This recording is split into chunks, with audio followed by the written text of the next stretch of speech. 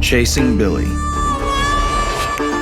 a show dedicated to the life and legend of Billy the Kid.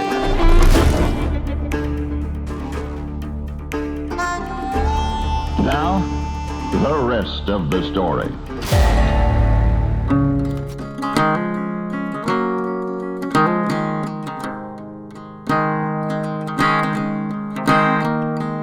Very privileged to be in the home of Fred Nolan at Chalfont St Giles in his personal study library here. Fabulous collection of Lincoln County materials, of course, here, Fred, and maybe you could just run us through the book collection. Well, I have to start with the first two shelves are pure vanity. That's my work.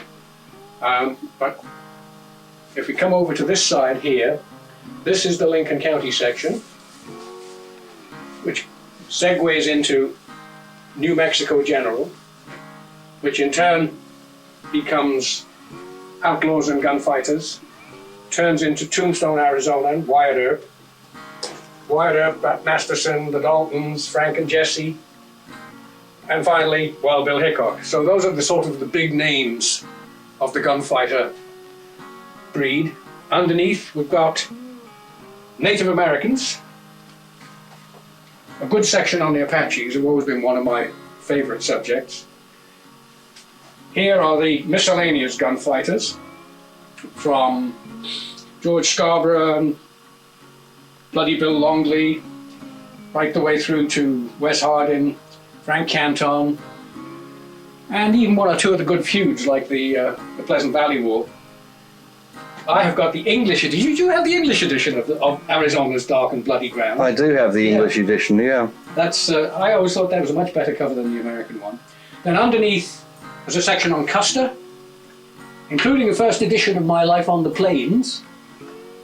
And then mostly the rest on this shelf is exploration, railroads, general backup stuff like The Robin Hood of El Dorado by Walter Noble Burns, which you've got to have more Burns than just the one.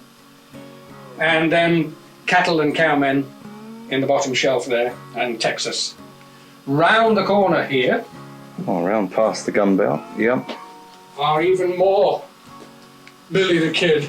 The whole shelf of Billy the Kidiana, and more New Mexicana, which is the 5-volume Twitchell. The A's, the B's, the C's, D's, and E's of the Gunfighters of New Mexico, which was a project that never really got finished by Bill Reynolds. They're wonderful, because all the rubbish is in those. 4 volumes of the Dudley Court of Inquiry, and then all sorts of subsidiary things.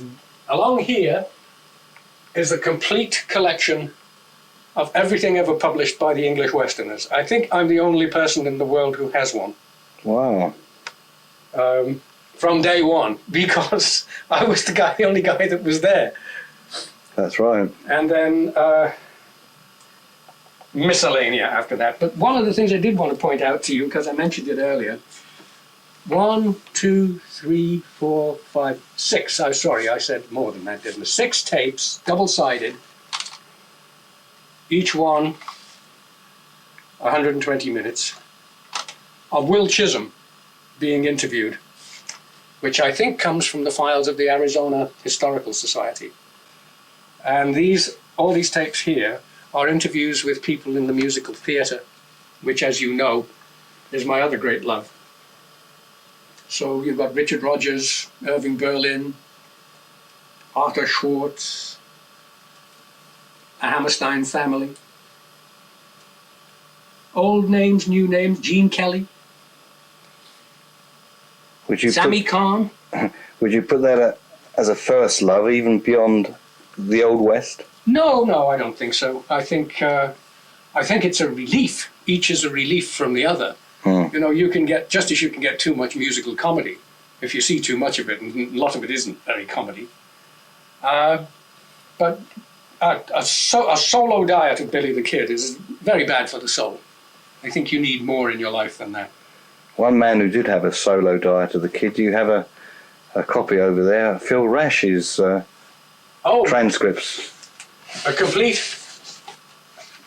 Just taking them out of the shelf actually astonishes me every time I do it. This is one file of Philip Rush's.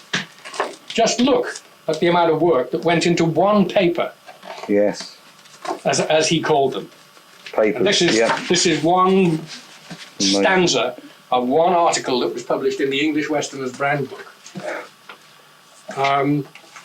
Sometimes they are actually forgotten articles that we don't even know of the article itself.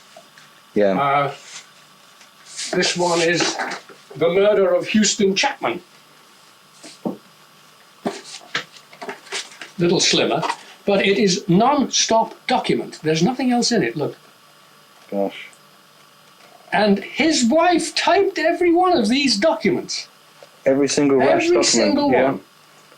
She copy-typed them. Good Lord. Sad to say, not many people actually know, but Mary died last Christmas. Oh. I haven't seen the news of that published anywhere. Now, my great new discovery, and to give you an idea what a great discovery it is the Haley History Center in Midland, Texas.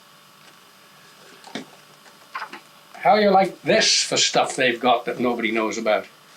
Oh, all on Kid? On the Southwest. Right. Cattle industry, Billy the Kid, Life of Jim East, History of Tascosa. Ah, yes.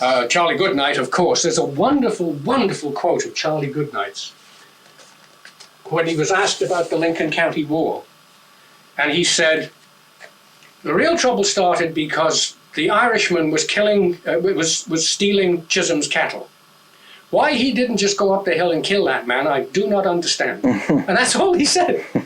And I just thought to myself, what a different history it would have been if Charlie Goodnight had settled on the Pecos rather than John Chisholm. Absolutely. So that's part of the collection. If you swing around to your right a little bit, you'll see there's a filing cabinet here. The Nolan papers as opposed to the Rush. Now then, as you know, because we've already had a peek, Billy the Kid takes up that much. And that, believe me, is not all there is to say about Billy the Kid. No. And then underneath there are two drawers of biographical files in alphabetical order. Documentation, birth certificates, death certificates, newspaper articles, whatever. And each one is an attempt to try to fill out the lives of all of those people that we didn't know about. Yeah. You know, as we were saying earlier, it's jolly easy to get the biographical material perhaps on John Chisholm. That's right. But when you start talking about Joe Storms, who he? And yet he played a part in those events as well. So right now I'm working on the history of Tascosa. And for those among you who might be thinking of writing a book, here's your first job. Timeline. Yeah. What happened when?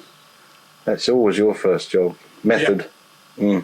Because then you've got something of a template that you can stick on the wall while you're writing and say, oh, I'm telling this too soon.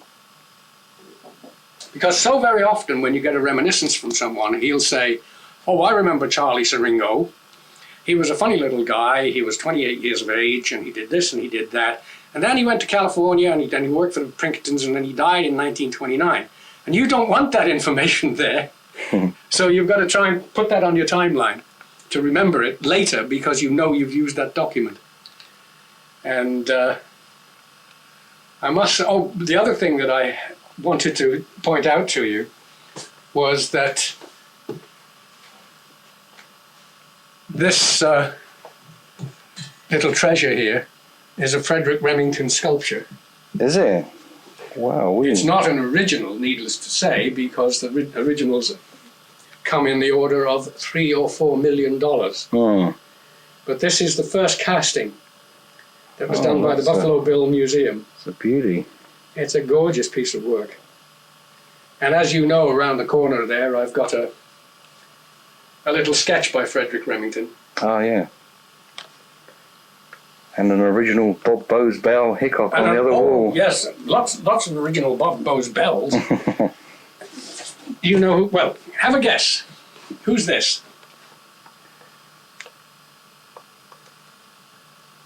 I think that's Tunstall. John Henry Tunstall, as perceived brilliant. by Bob Bowes Bell. That's a lovely. It's a great painting, isn't It it? is. Got a really nice mood to it. He reckons that's about the way he would have looked the day he was killed. Going to give a copy to the Tunstall family. No. I treasure Bob's paintings far too much for that. And also,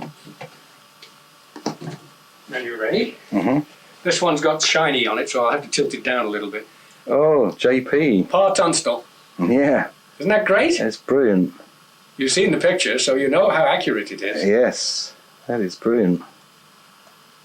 Yeah, Bob Bowes Bell has got a real winning formula with those books. Absolutely, absolutely. He's really also a wonderful human being. Great fun. Bad as a hatter. And I love him for that. You know, because so many people in this business are what I call po-faced. Yeah, I find it very interesting what you have to say That's on the right. subject. and currently you're working on a paper for Bob on the guy that took away the soldiers' graves at Sumner. Yeah. His name was Dudrow, and he was the contractor who put in the lowest bid for, I think it was $600 from memory, to remove the 22 bodies of the soldiers from Fort Sumner Cemetery to Santa Fe to the National Cemetery. And has always been the subject, as you know, of controversy. Did he or did he not perhaps move the kid as well? Mm. And even if he didn't, wouldn't the kid have been washed away by the big flood that was in Fort Sumner a year or three before that? Well, the guy that did the moving made a very, very clear, detailed, scaled map of what he found before he moved anything, what he was able to identify, because he was able to, it says something really wonderful, he was able to identify non-commissioned officers by the shoulder epaulets, the shoulder stripes, Yeah, before they disintegrated. Because as they brought them out into the open air, they literally turned to dust. right. You know, you always think that's a special effect in a Dracula movie, don't you? Anyway, Dudrow was seems to me to have been meticulous. And he said, not only that he's very clear about which bodies he moved and had identified the location of the kid's grave and Baudry and Faliard, which are not, by the way, side by side, and that there were still headboards standing. So if there were still headboards standing when he was there, then the flood can't possibly have been anything like as catastrophic as we've been led to believe. And if that's the case, then the kid is still where they said he was. In pretty much the same spot. In pretty much the same spot. So when I found this map, I sent it to the ranger at the Fort Sumner State Museum, a guy called Scott Smith, who I hope you'll be meeting soon. And he went out with a surveyor's chain and checked all the measurements against Dudrow's and the present grave, and said, within a couple of feet, the grave is about where it's supposed to be. Which is pretty nice, I think. Because, Excellent. as I told you, about 5 feet away is buried little Pablita Maxwell in a family grave. And I think it's nice that they're both together. Because that was the woman he was ready to die for, wasn't it? And did. Certainly was. And did. Mm. So that's part of the Billy the Kid package, because next year is the 125th anniversary of the Lincoln County War, and next year, on March the 6th, Hilary Tunstall Behrens and I will be celebrating John Tunstall's 150th birthday. Oh, right. So we're going to get the whole family together and see if we can have a proper wake for him, because we've never had one. Because as I told you, the family closed him out of their lives completely after his death. Yeah. And it would be nice for them to say goodbye properly. And you first went to Fort Sumner in 1971. First time I've been in the United States, in fact. Fairly wild still at that time, that little cemetery. Oh yes, it was just a meadow. Well, I call it a meadow. It was just open prairie land, you know, with the sagebrush and bunch grass and nobody there. We arrived at about 6 o'clock, I suppose, on a summer evening, and we were there as twilight crept in, and it was a very eerie experience because, quite apart from being alone out there, I mean, we've never been in the damn country before. We had no idea whether we were safe or sound or what. And sitting around with, as there then were, lots of tombstones, because that's all been flattened now. There are neat paths and everything. There were lots of broken tombstones and graves. You could see that they were just graves. With this battered old storm fence around the marker for Billy the Kid. And it was quite an unsettling experience, but wonderful, wonderful. I mean, finally here. Don't forget, I had written this whole book about the Lincoln County War without ever having been to the country. Yeah, and the remarkable thing is, I got most of it right, because it could just as easily have gone massively wrong. But I guess I had, you know, what is that thing that they said? I could see further because I was standing on the shoulders of giants. Right. You know, yeah. I'd had Robert Mullin and Bill Kelleher and Morris Fulton and Phil Rash teaching me. And it's one of the reasons why I'm very anxious, as I told you earlier, that anybody who wants to know about this stuff from me can find out. You know, whatever I've got, anybody can have. I always feel that's a very important thing to say. Because if we don't share it, what the hell is the point in finding it out? You know, That's a very good attitude. It's not enough to just sort of say, well, I've got it in a book, so if you want to know, buy the book. You want to help the next lot of people who come along, who we all hope are going to be the generations that find out where Billy the Kid was born, and find out who his dad was. I've tried as hard as I can and can't do it, but that doesn't mean it won't be done. It just means it hasn't been done yet. It's a hell of a lot. When you think, we're only talking about Billy the Kid here, but it's true of so many of them. He lived for, we'll say, 21 years, because when the fact becomes a legend, we only know about 5 of them. Yeah. We don't know anything else at all, really. A bit about Silver City, which is mostly constructed on the basis of other people's experience. There is no point in any of the proceedings, and I don't know if everybody is really aware of this, there is very, very, very, very little on the record which was actually said by the kid himself. It's all said by other people about him. And I would love for someone to find that hidden trunk that Bob Bell is always talking about, with all the photos and all the documents in it. Oh, yeah. There is an autobiography somewhere, even if I have to write it myself. Because I did start doing that, and that was a great fun exercise, was to write the autobiography of Billy the Kid. The plot goes like this. The editor of the Las Vegas newspaper was an Englishman. And when the kid came to jail, he went to him and said, you know, your story could be worth quite a lot of money. Why don't you write it while you're in jail? And so the kid said, I'll have a shot at that. Will you help me? Because you're a writer and I'm not. And the guy said, sure. So all the time the kid was in jail, and in Santa Fe, which was quite a long time because it was the following April before he was tried. So he's in jail like 4.5 months. He wrote and wrote and wrote and wrote about his autobiography. And he gave it to this newspaper man, and the newspaper man put it in shape and took it to a publisher. And the publisher said, oh, haven't you heard? Pat Garrett's just written a book about him. There's no market for this anymore, you know? I mean, because Pat Garrett's book was a stinker and nobody wants to know this. Just forget it. You can't give this book away. So he put it in a box and forgot about it, and one day he came back to England. And one day somebody telephoned me and said, we found this box of papers, and it looks like the Billy the Kid handwriting. Could you come and have a look at it? So I went and found it. That would be And of course, a good scenario. it's all fiction, you see. And then we tell the Billy the Kid story as he told it himself. But I'm afraid of it because it would so conceal the truth, that everybody would say, oh, well, we all know where Billy the Kid came from now, don't we? Yeah. We don't have to go looking for the real thing. That's right. But it was a great temptation from a fiction point of view, and I might have even gone on with it, except for the fact that there's a rule in New York publishing, and it is this. If you write a book, whether it's a romance or a thriller or a chase or science fiction, it doesn't matter. If it's set in New York, it's a thriller or a romance or a science fiction or a chase. If you set it in New Mexico, it's a Western. And we don't publish Westerns.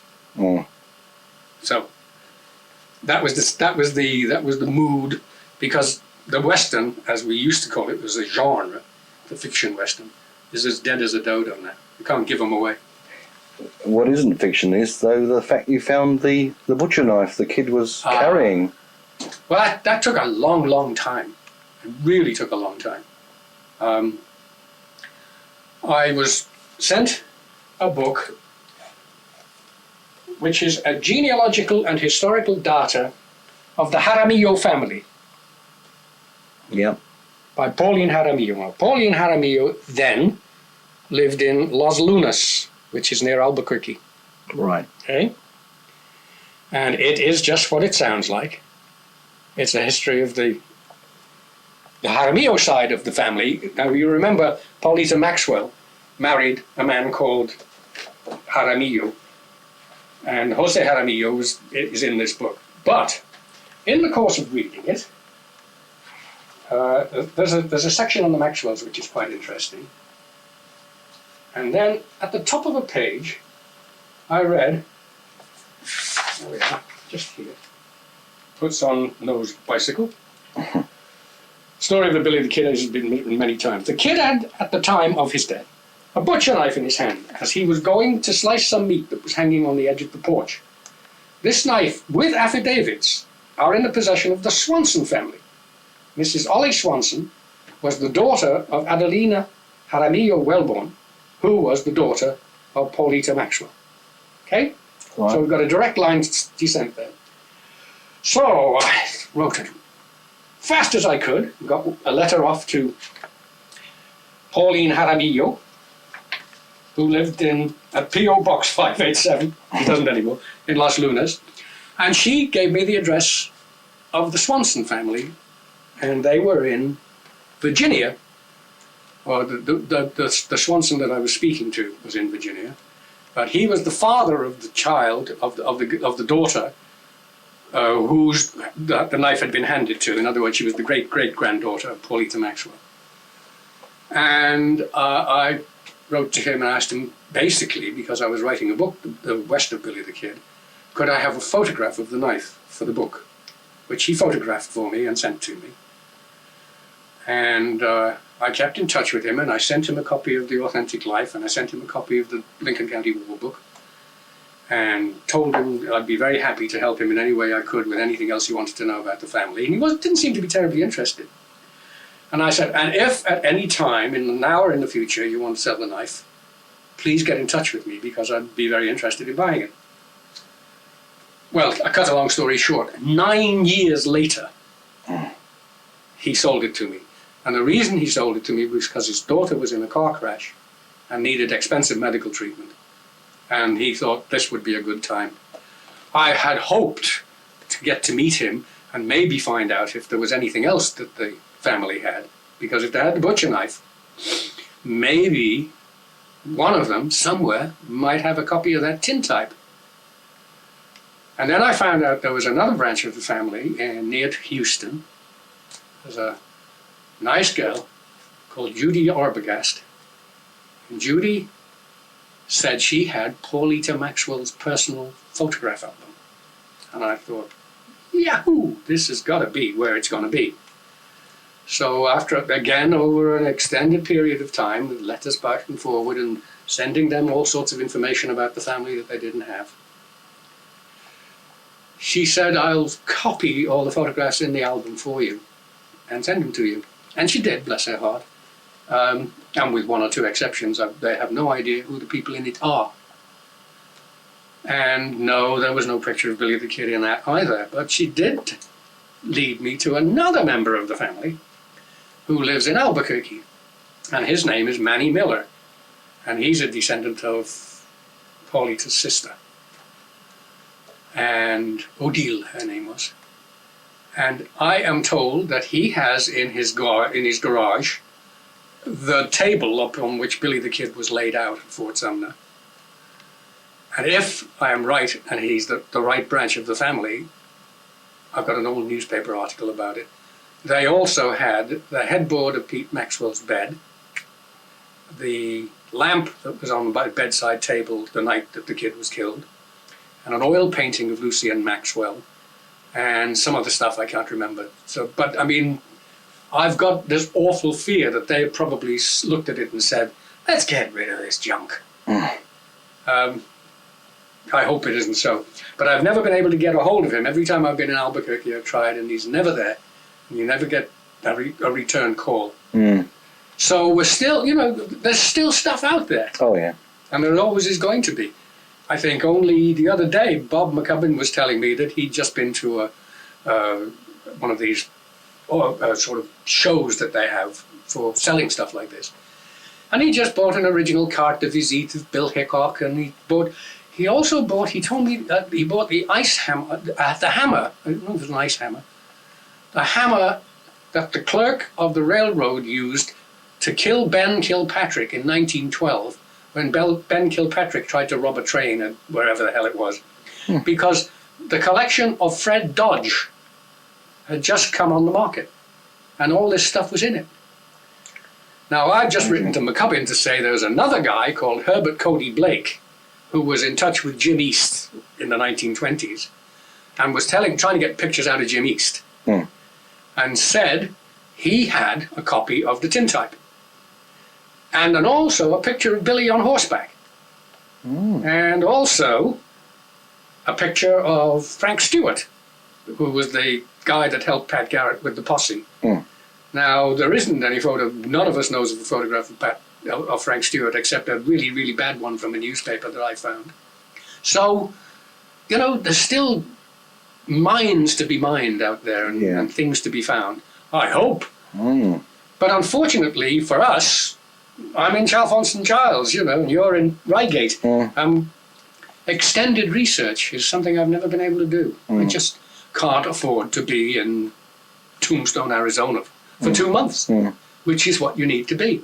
You need time for people to become confident with you that you're not a fast buck merchant. You're not trying to sell them a dead duck. And how was it you first established contact with the Tunstall family, just very briefly? Oh, because I'm stupid. Really, because I'm stupid. I found John's birth certificate in Somerset House, as it then was, and found out that he'd been born in Dalston in Hackney, and came down from Liverpool. I used to give you an idea. I used to come down on Friday night on the midnight train, go back on a Sunday night on the midnight train, and it used to cost 30 shillings, and that was really very expensive. No idea where I used to stay. Probably used to stay in a hostel, I should think. Anyway, came to London armed with the birth certificate and other stuff that I had found, because I was by this time deep into researching the story of the Lincoln County War, and telephoned everybody in the London phone book who was called Tunstall, on the off chance that one of them might be a descendant. The name John H. Tunstall might mean something to them. And one of them was his sister, Mabel, who was a very old lady. And she lived in Earl's Court. And I happened to be in Earl's Court, so I was round the corner when I was making the call to her. I didn't know that until I called her. Well. And I said, "Oh, I'm so excited to find you. I'd love to come and talk to you." And she said, "I do not want to talk to anybody on the subject of Billy the Kid or the life of John Tunstall or anything to do with all of that subject. Please go away." Which I didn't. But that's how I first made contact with the family. And it led to further contact with other members of the family, because basically I started giving them a college degree education in the Lincoln County War, which they knew nothing about. Because when Tunstall had been killed, the family literally buried him. And so the next generation grew up not knowing anything other than that they'd had an uncle who died in New Mexico.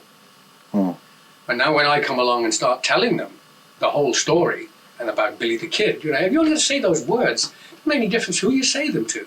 They go, oh yeah, Billy the Kid, right, know him. And they think, oh, if only. Yeah. And so gradually I got to know them better. And eventually they called me and, well, they wrote in those days and called. You weren't rich enough to have a telephone. They wrote and said, do come down to Winchester and we'll talk about your idea of maybe writing a book about Tunstall. And then I went down to the house and they had this refectory table, which I promise you seems to me in memory to be as long as this room. And on it were piled this high, like this, all the way down. This incredible piles of documents, all in John Tunstall's handwriting. Amazing. And there was his diary, which started in 1872, with him getting on the boat in Liverpool. And the journey across to New York and what he did in New York and the train journey across America, across Canada, and his arrival in Victoria, BC, and everything in 17-page letters, twice a week, 3 times a week. And then, of course, the important stuff, when he got to New Mexico, which was, he was there, roughly speaking, 18 months. And there were all these letters that, as far as I knew, nobody in the world other than me had ever seen. And I just thought, I've died and gone to heaven. It's like a kid treasure trove, but it's absolutely it's you know, the archive of the Tunstall family. I don't know, and I mean, this is not me saying this. I see what a clever boy I am. I don't know of any other similar find, ever, which in our little world of research was so historically significant. I mean, it was impossible that this stuff could have been preserved. How the hell was it preserved? Yeah. Because it had gone through like 3 generations. And everything was intact and everything was in beautiful condition. They had his gun, they had photographs of him when he was a boy, they had pictures of his dog. I mean, my God. And the trouble was for them that they had no context for it. It didn't mean anything to them. It was just this pile of paper. You couldn't make it up. Well, you could. And then when I told them, you know, top and tailed it, as it were, so that they could see where it fitted into everything, then they said, this is absolutely fascinating. Now, I have to tell you that what is in John Henry Tunstall, the book, is what? Maybe a tenth, not even. I mean, most of the New Mexico material is there. But the other stuff, I mean, there's 3 more books there if anybody wanted to write them, you know. One of the things that I have been, and let me put this on the record because I want to put it on the record. One of the things that I have been accused of is, how do we know what he left out? How do we know what he hasn't told us? Yeah. And it is a fact. Everything John H. Tunstall wrote about New Mexico is in that book. There is, you know, it's edited because there are lots of times when he repeats himself, and there's lots of times when he's writing about something he did in London with his sister in 1865, which is not relevant to our story. But what is relevant and what is factual about New Mexico and his experience there is in the book. And there aren't going to be any more letters. There's nothing hidden away anywhere. And God, I wish there were, because I'd be the first to get them. The Tunstalls would, the first thing they would do if they found something else was call me. Indeed, that was, you know, one of the things that happened. When I was able to talk to them, I discovered that quite a lot of important letters had been loaned to Maurice Fulton, to Colonel Fulton.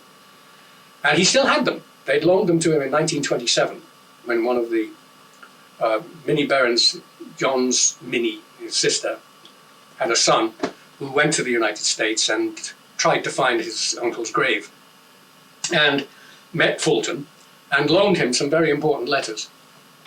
And here we are in 1954 now, and he still had them. So he'd had them for 27 years. And I said to the Tunstall family that I thought maybe there was no reason now, because photocopying was possible and all the rest of it, that these valuable letters should be retrieved anyway. He sent them back, that's the point. And by this time I'd already done the book on John, so it wasn't anything to do with what I didn't even know what was in these letters that he had. And so time went away. Now, we were talking earlier about, when you put something down and you don't pick it up again for 20 years. Yeah. Well, around about 1960, I moved to London and got a new job in publishing and dropped out of the English Westerners, well, got kicked out. And so I got married, and I thought, I've got to make a living. I've got to put a life together. So I put it all on hold. And there it stayed for a long, long time. I think in 1984 I came back to it. And I thought I'd do something on Alexander McSween. It's always been an itch I wanted to scratch. I started, and then I got back in touch with the Tunstall family, and just re-plugging myself in. You know what I'm talking about. You've done the same thing yourself. Mm-hmm. And getting the books that I got rid of back again. And the most remarkable thing happened. I got in touch with the Tunstalls and said, whatever happened to those documents that came back from America, the Lincoln County documents? Do you know where they are? I've never seen them. What was in them?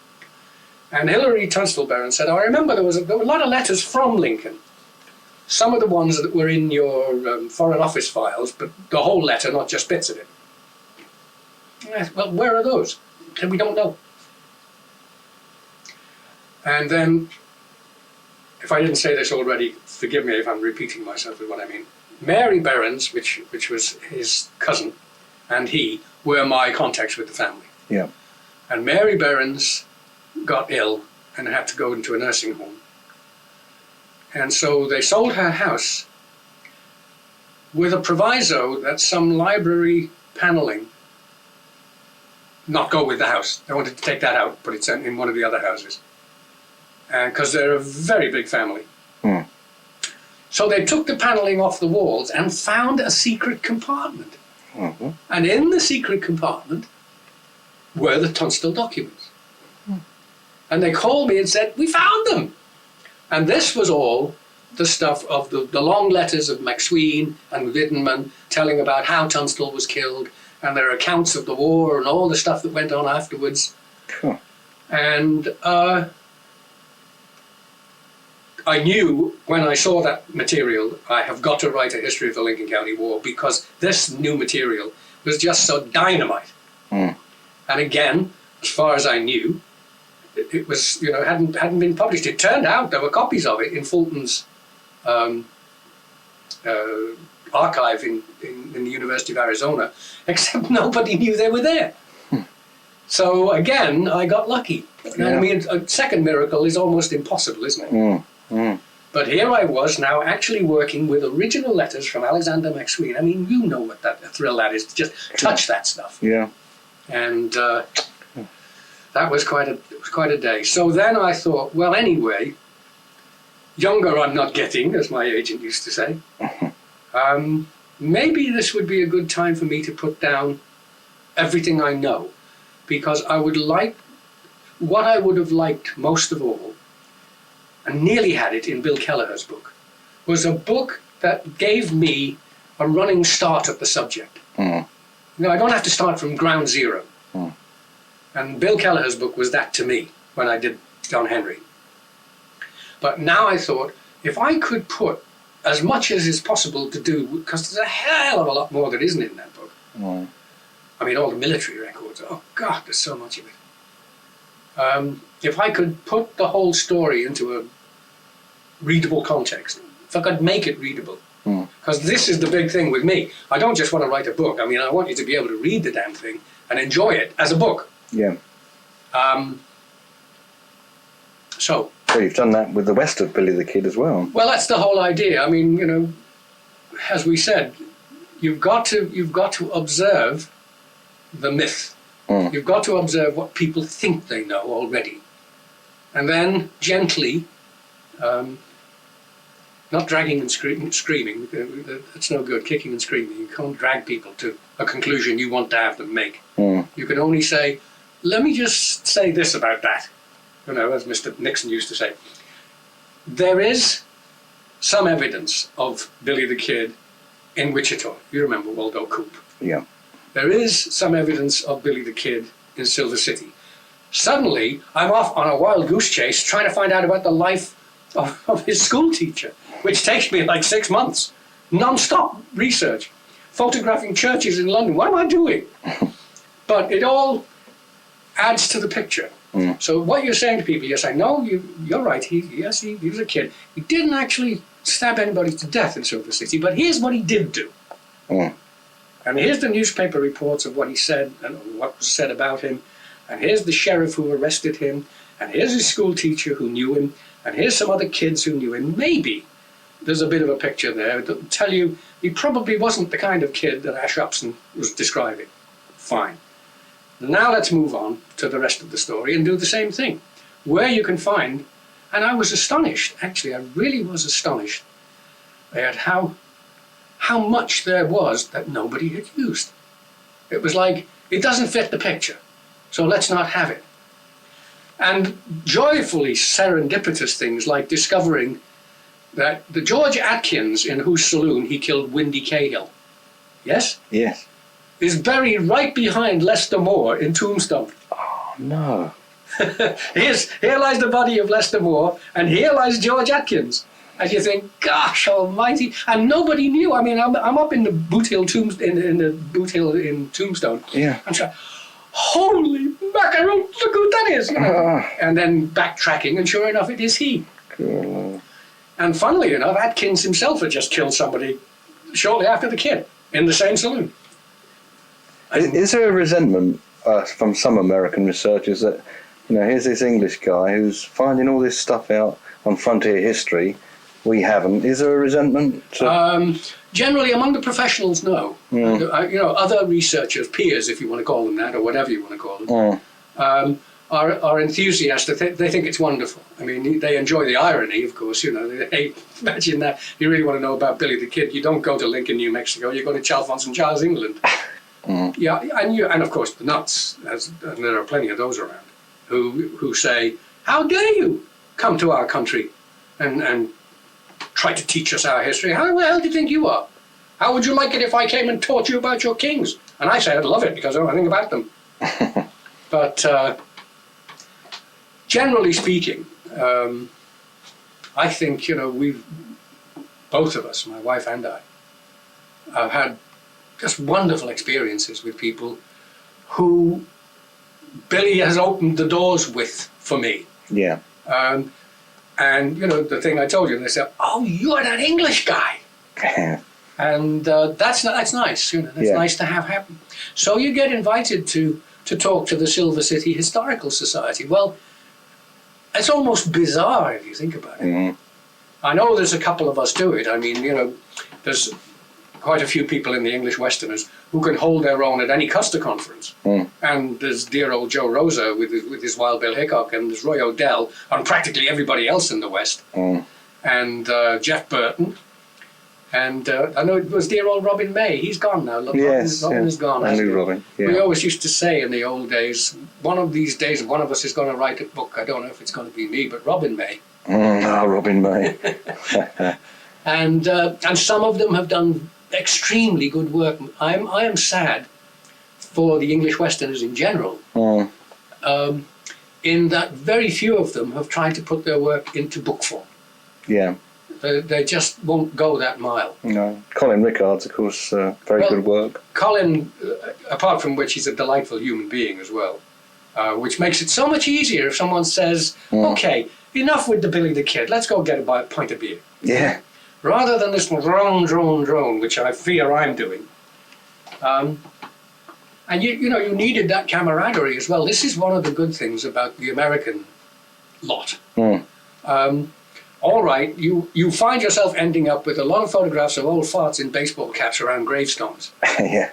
But that having been said, they're usually pretty good company outside the subject as well. Sure. Not always, but often. Yeah. And I do, it worries me to see that po-faced thing creeping in that I was mentioning to you about, did General Custer have 3 or 4 saddle sores on his backside at the Little Bighorn? Yeah. But really, you're getting into that nitpicking part of history. And now I write a paper on that. Mm. Whereas what you really want are the kind of books like Bob D. Arment's book on Masterson, or Yateman's book on Frank and Jesse James that just came out. Yeah. Or the one we both admire, the Diderot on on the Pleasant Valley War. Mm. You just look at those and you think to yourself, these guys can write. Mm. See, it's not enough to just write down facts and say you've written a book. Yeah. And so many people think it is. So many of these books that come out do us all harm because they're so badly written that the critics and the academics look at them and say, see, this is the trouble with this bloody gunfighter. They're all idiots. None of them can even spell his own name. Yeah. And we all get tarred with that brush.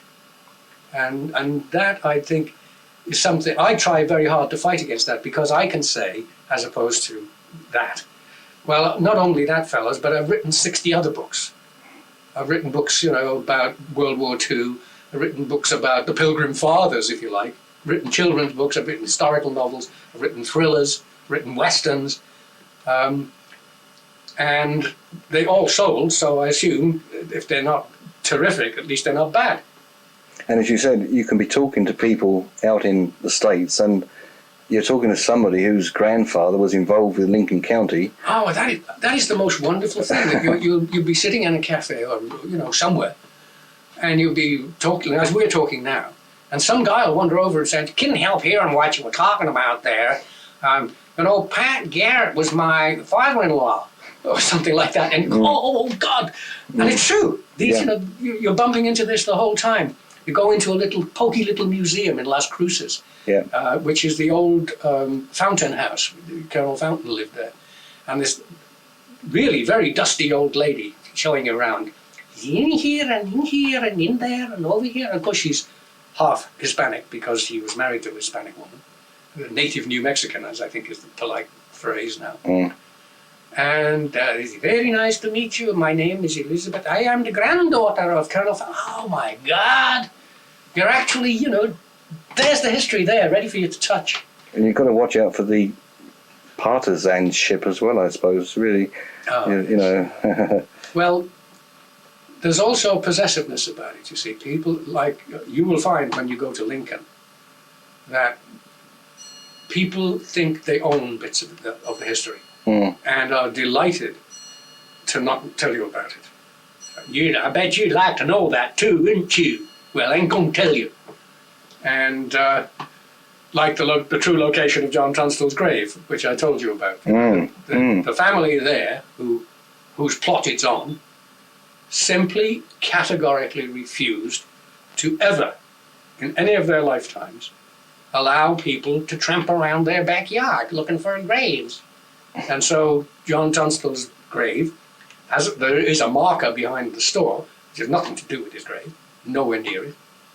It's actually inside the corral wall, so we know that's not true. And to know where it is and not be able to mark it is, to me, is sad. But as I said, when I put that proposition to Colonel Fulton way back in the 1950s, he said to me, a book is a better monument than a stone. And so, and the family, I think, the Tunstall family, think that too now. They think that was a better thing to have done than just put a piece of stone up. So maybe if you write a good book, it's not only a monument to the person it's about, or the history that it's about, it's also a bit of a monument to you. Yeah, sure. Because, you can shuffle off this mortal coil saying, well, okay, I didn't make a fortune, but at least I know that I put up that book on the table that I wish had been there when I was getting started on the subject. Yeah. So that the next generation or the next wave, whoever they are, start there They don't start way back here, That's right. trying to find out what was Billy the Kid's middle initial stand for, you know. Mm. And that's nice. That's a nice feeling to have.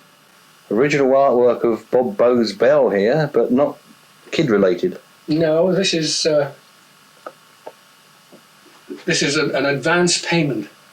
Ah, JB. What happened was that I had an email one day from from Dina Bell, who is Bob's daughter. She said she and her brother Tom were coming to Europe, and they wanted to come to England for a couple of days before they took the plane back to America. Could they come and stay with me?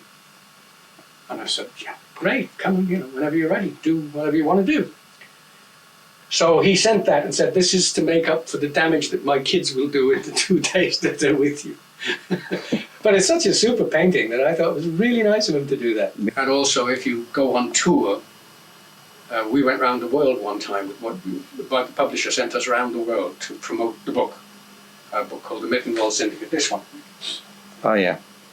And so we started here and we flew to Australia, flew all over Australia. And then we went to New Zealand. And then we went from New Zealand, had a holiday in Fiji, and then to Hawaii, and then to the United States and did Los Angeles, and then we went to New York and did New York, and then we came back. And it generates an awful lot of press attention if you do something like that. Or when the first novel, the first thriller that I wrote, which was called The Algonquin Project in America, was filmed. That's a film called Brass Target, which was so bad that none of the stars would go out and promote it. And so, that's not quite true, but they asked me, would I come and promote the film? So you suddenly find yourself being flown first class around America and at press conferences and all of this stuff. You think I can do one of two things with it. I can throw it away, or I can keep it on the off chance that one day some member of my family-to-be in the future will be curious. And I would, if I think how dearly, how excitedly I welcomed finding out about John Tunstall, can you imagine how excited I would be if I could find out about my own father or his father with the same kind of documentation? Well, I can't. There's not a damn thing there. No. So I thought it's the least you can do for your descendants is to leave them something to work with. And God knows I've spent enough time talking about it, but it does seem to me that you have a duty to the future as well as the past. And that's the reason for books like Godzilla, as we call it. It's not just trying to get the story straight, although there is that. And it's not just the vanity or the pride of having done it. It's also the thought that, as I said to you earlier, you're doing a good deed for the future. The people who come along later, the generation I haven't met and probably won't, can come along and say, hey, there's this neat book. That's what Americans say. Oh, that's so neat. Neat. I'm not. The one thing I'm not is neat. The neat book that began it all for you, though, was the saga, wasn't it? That was the neat book that even kicked you into the subject. The saga of Billy the Kid. Yeah. You probably. I don't know if you've ever seen one. Yes, darling. Okay. Here's the first edition. First edition with a dust wrapper. Wow. You see how they thought of Billy the Kid in those days. Yeah. Rather different from the one that you and I know. And that's the book that really kicked off your whole entire interest. Absolutely. Absolutely. As it did for so many. Came away from this red hot, wanting to know more. But what was wonderful about this book when I bought it, and I bought it secondhand. Over here in England. It had a press clipping of George Coe. Oh, yes. In it. Wow. And in the back, sorry, So on. In the back are some letters from a man in, I think, Chicago, that you would actually sympathize with tremendously. He's writing, let me put it down so you can see. Oh. He's writing to the postmasters at Lincoln and Fort Sumner in, where are we? 1927. He's obviously just come red hot from this book, a recent publication dealing with the activities of Billy the Kid. I learned that the burial plot of this famous character is within 4 miles of the railroad town of Fort Sumner. And further, that a Mr. Charlie Four, an old-timer who knows the locality and is well-versed on the history of that particular period, blah, blah, blah. Can you tell me how, what to do? From the postmaster, Viddy Brittingham, postmaster of Fort Sumner. Right. I have informed Mr. Four of your wishes. He will be glad to assist you in any way, as he is the only reliable source of information you can obtain here. Due to his long residence in this locality, you can inquire of him here at the post office. And then there's another letter to the postmaster at Lincoln. This is the guy in Chicago, don't forget. And the postmaster in Lincoln writes back to him and says, replying to your letter of recent date, I will state that the Bonito Inn is closed. That was the hotel in Lincoln in those days. But Mrs. J.A. Wright is running a hotel, rooms and board. You may write to her and let her know, let her know which day you expect to reach Lincoln. With regard to accommodations for car, we have daily 2-mail star route from Roswell and Carrizozo. Fine big Buick cars. Leaves Roswell 8 a.m., arrives Lincoln 11:15 a.m. We do it in an hour, by the way, now. So. All right. Yes, both Florencio Chavez and Luna are in town. You can see them on your arrival. Surely hope to see you soon. Hope some more people can visit Lincoln. I am E.H. Miranda, acting postmaster.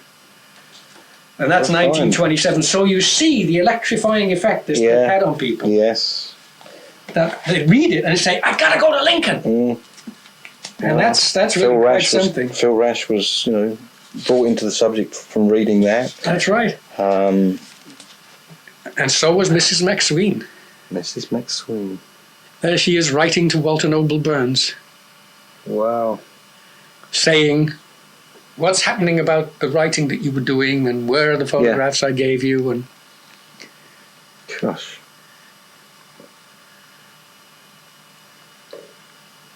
That was a find. Where did you acquire that volume? Well, she was working with Maurice Fulton. He was going to write a book. Right. She thought the book was going to be about her. Yeah. He didn't tell her that the book was going to be about the whole thing. Nor did he tell that to the Tunstals, who thought he was going to write about John. And as you know, in fact, it has passed into the lingo of our discipline now, that someone who has a project he cannot finish, or she cannot finish, has a very bad case of Fultonitis, which is the inability to put the thing down and say, that's it. I know there'll be more information coming, and I know some of it will be wrong, but that's it. Because he did that for 29 years. And in the end, he still hadn't finished. He still wanted to fiddle with this bit here, or fix that bit there, or maybe something else would come out of there. Yeah. And he had talked to everybody in the world. He talked to people, first-hand participants. And can you imagine doing that? Can you imagine actually talking to George Coe and Mrs. McSween and not asking him the right question? Yeah. Because he was, bless his heart, then, when he was talking to them, a very newcomer to that world, and he didn't know anything much about it. He was finding out. If, at the end of his life, he'd been able to question them, wow, he would have given them a whole different questioning. But that's always been, to my mind, the saddest thing about history is that the people who ask the questions don't know enough, ever, to get the story right. And it's only later you come along and you say, wait a minute, how can that have been? like we were saying earlier on, why was Billy the Kid going to get a steak at midnight? Mm. I mean, it's not something, all right, he'd just come in from the camp and he was hungry. But and they would have had beans up at the camp, he would have eaten something. Do you normally go out and have a steak at midnight? I suppose maybe they did, and maybe it's just me that's strange, but it does seem a strange thing to have been doing. Mm. And particularly, as we were saying, on a pitch black night. All right, there was moonlight, and there wasn't much to fall over, God knows. But it's quite difficult to see. And once you get into the shadow of the house, you can't see a darn thing. No. But whether or not, well, we don't know. We don't know. And I suppose that's part of the charm of the thing, is that you know you're never going to know. No. Great likelihood is, of course, he wasn't carrying a 6-shooter on the night, probably wasn't even armed beyond carrying that knife, and that was it. Charlie Siringo said his gun was auctioned the following spring at Lincoln, bought by the county clerk or whatever. But that doesn't mean he was carrying it. It just means they got it from whichever house he left it in. Yeah. If indeed he did leave it in Seltzer Gutierrez's house. But there again, you've got to think this is Billy the Kid. Will he go anywhere without a gun? I don't. You see, that's the trouble. You've got to work all the time against our sensibilities of what we would do now, which are nothing like the sensibilities of the people who were there then. They were a whole different thing. There were people moving around that part of the world then who would kill you to see if the gun worked. Yeah. This is something we're not aware of. And it's not, to be able to go into that milieu, like a place like Tascosa where he went. I mean, that was just, every dirty dog in the world was there. Every killer, every gunfighter. And you stand, like we always used to say, one thing I know about Wyatt Earp, I wouldn't want to stand on his foot. Yeah. And I mean, you go in a saloon, some guy's tanked up on 90 proof whiskey. You just say the wrong thing and you're liable to have a life or death fight. And not that it's altogether unlike that in certain parts of this country right now, but... Yeah, you said in Lincoln County or in New Mexico, even now, if you trespass, then someone's going to come after you with a gun. Absolutely. They have signs up that say trespassers will be persecuted. And they mean it. They'll fire a shotgun up in the air toward you so that, it sort of whistles over your head. And just get the hell out of here. I don't care what you're here for and I don't care who you are. And you can't explain, excuse me, I don't understand. I'm from England and I don't understand the rules. Get the hell out of here or I'll blow your brains out. Such as you've got, you damn three. And you just listen, you don't argue. Yeah. It would be silly to argue.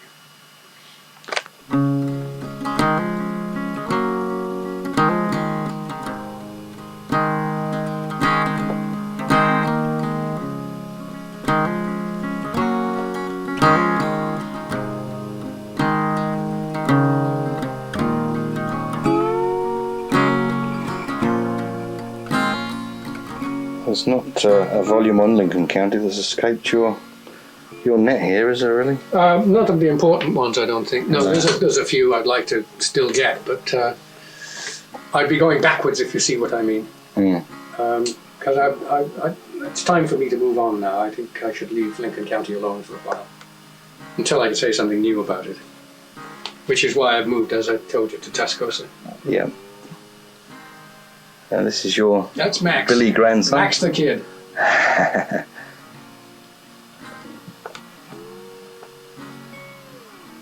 And I hope you noticed that there's no copies of my books in there. No? They're around the corner, they're just work copies. Oh, around the corner. I don't put myself in here with the classics. I didn't know you had such a general interest in the Indians too. Oh yes. And Custer. Well, there was another great piece of fiction that I loved much later than Burns. There's a novel called Blood Brother. Oh yeah. By a man called Elliot Arnold. Did the movie, didn't they? They did a movie with Jimmy Stewart, yeah. And it was about the friendship of Tom Jeffords and Cochise. Cochise.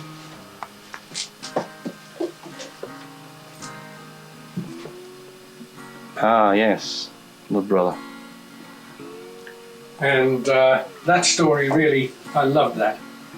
And I loved it even more when Dr. Sonicson and I were in correspondence, and he had written a paper on Tom Jeffords, who was the Jimmy Stewart character. Oh. And he sent it to me, and I was, because there's only one picture of Jeffords, and it's rather good because he doesn't look very much like Jimmy Stewart. And Doc Sonicson said, you know, Fred, every time I go to the Arizona Historical Society from my house, I pass the cemetery where Tom Jeffords is buried. And I always say the same thing as I go by on the trolley. Hiya, Tom, how are you today? Is there anything I can do for you? And he said he never answers, so I figure he's okay. So now, every time we go past the grave of someone we know, we say, how you doing today, Tom? Anything I can do for you? And they never answer, so you know they're fine. I see also my favourite TV Western series, I think of all time, Lonesome Dove. You have the big collection of Mac Murphys down there. One of my other sins is I'm a book collector. Right. Not just a book collector of Americana, but the first editions. The top shelf there on the left is all Will Henry and Clay Fisher. Oh yeah. Famous Western writer of the 60s and 70s.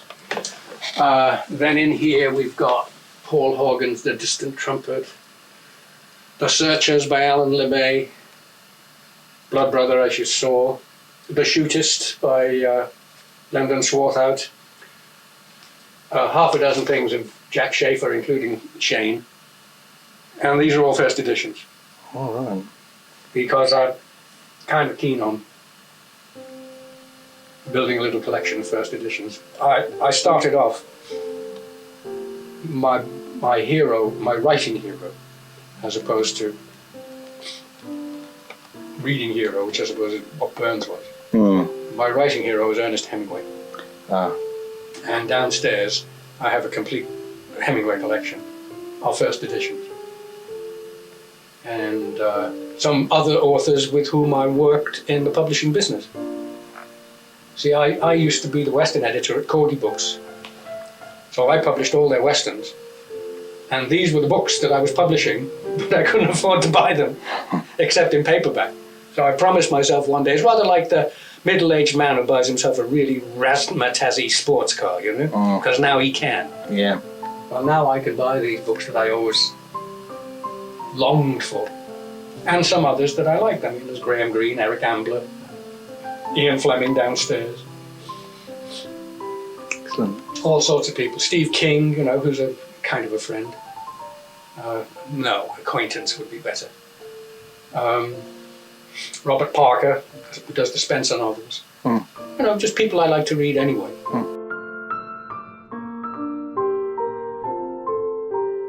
And now, you know the rest of the story.